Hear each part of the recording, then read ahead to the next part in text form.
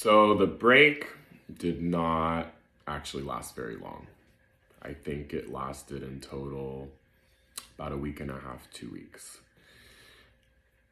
I have not blocked Peter, or I did not block him until the end of our relationship. So that line of communication was technically always open.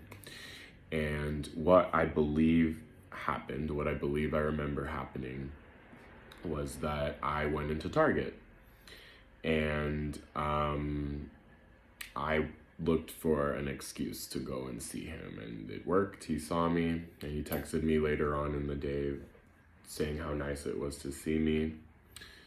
And what I remember is that eventually, we hung out, we started hanging out, spending the night together again. And then I remember him mentioning that he told his mom, like, oh yeah, me and Eric are back together again. So that was that.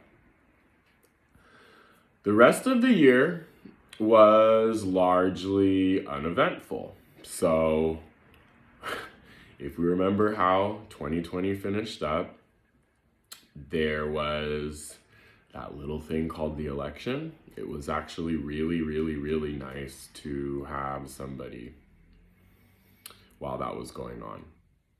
I won't go into, that's not the point of this, right? But we all handled the news and we all handled things differently.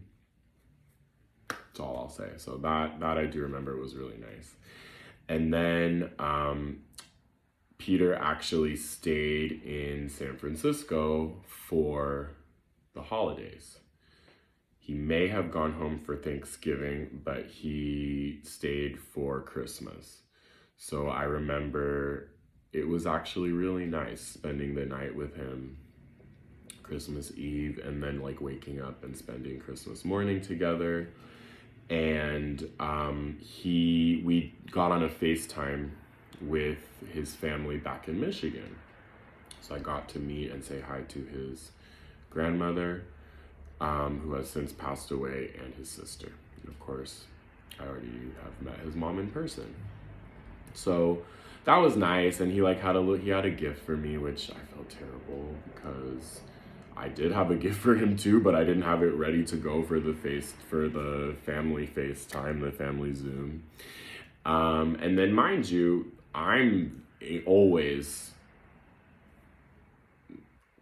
you'll see where I'm going with that. But when I was running my business, when I had my business, I was always busy during the holidays. Again, there were some years when Thanksgiving's even busier than Christmas, believe it or not. So I was in my regular hustle and bustle, and my family, at this point, I've had this business almost 8 years, right? So I started the business in 2013, in the middle of college.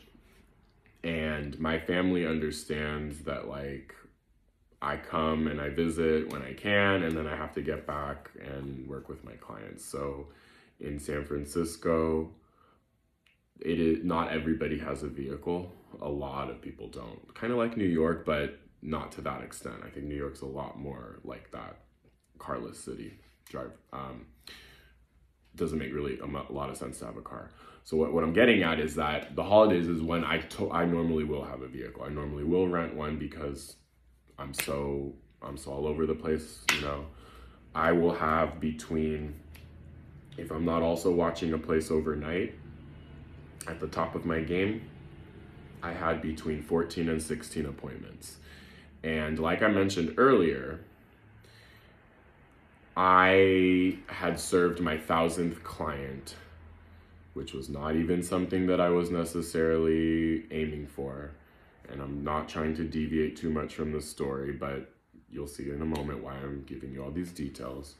So I had served my 1,000th client a couple of days after Christmas 2019, which I know I said that in a previous video and I kind of screwed it up, but anyway, I said it incorrectly, but end of 2019.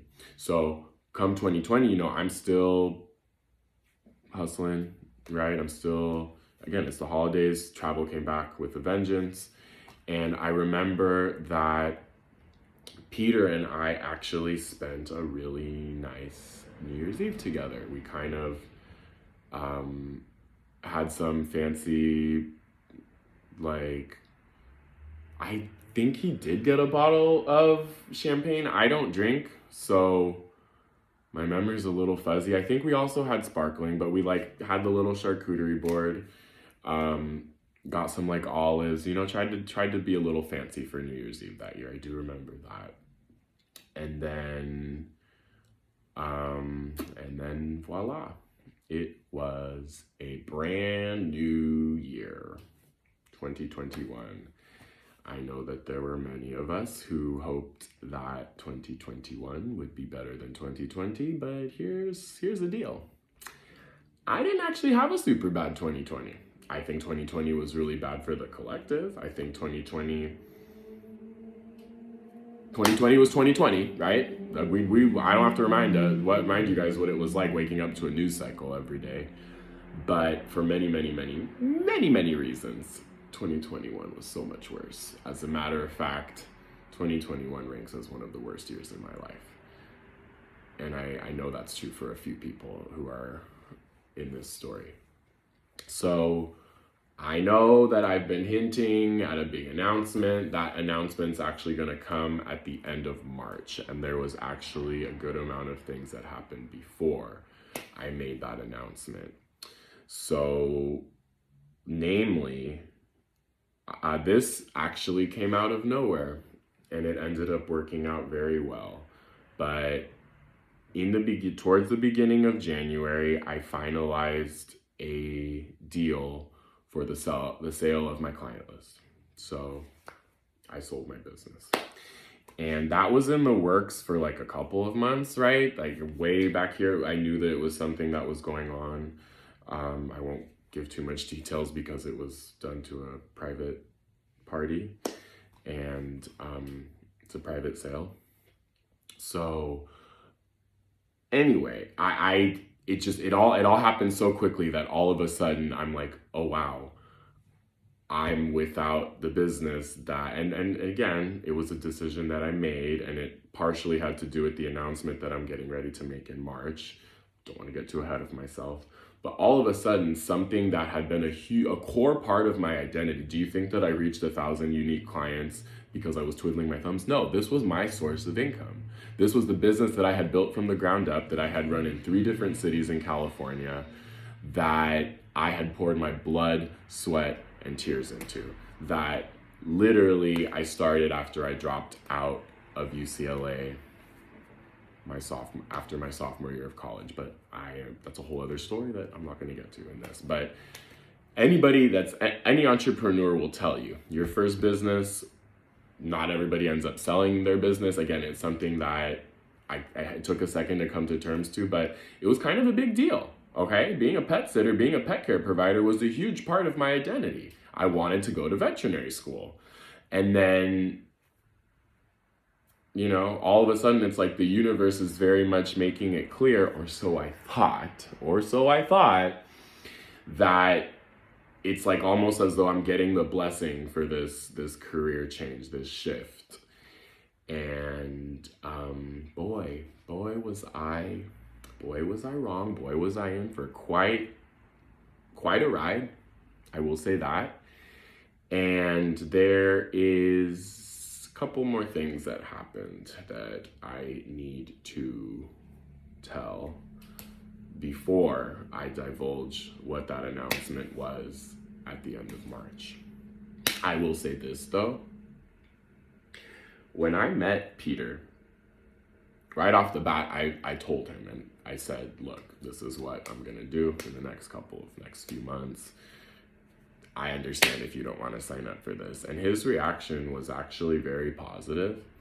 And it was actually the kind of reaction that I wanted from a partner who realized that this was something that we were having. Even though it's something that I was doing, it's something that we're very much doing together. And I know I've said all sorts of things. Folks have probably already figured it out by now. It's not necessarily a secret because this is all very public information. Please don't take lots of things that I'm telling you that you don't even have to take my word for. But anyway, I will talk more about that. But first, I have to talk about my very, very, very first visit to New York, and we will see how that relates to the story and how that relates to the announcement that I am getting ready to make at the end of March. So I'll see you in the next video.